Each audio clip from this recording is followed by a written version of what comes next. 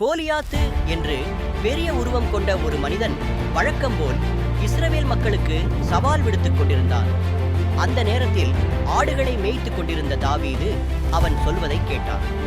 உடனே சவுல் ராஜாவிடம் சென்று அவனை எதிர்த்து நான் சண்டையிடுகிறேன் என்று அனுமதி கேட்டான்.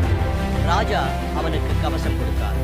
ஆனால் தாவீது அதை அணிந்து பழக்கமில்லாததால் கழற்றிவிட்டான். அதற்கு பதிலாக அவன் ஒரு கோலை எடுத்துக்கொண்டு ஓடையிலிருந்து 5 கற்கள் எடுத்து பையில் வைத்துக் கொண்டான்.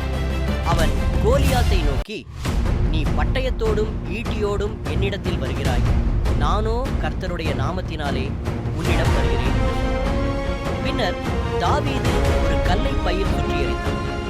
அந்த கல் கோலியாத்தின் நெற்றியில் நேராகப்பட்டு அவன் கீழே விழுந்தான். தாவீது அவன் மேல் ஏறி அவனுடைய சொந்த கத்தியை எடுத்துக்கொண்டு அவன் தலையை வெட்டினான்.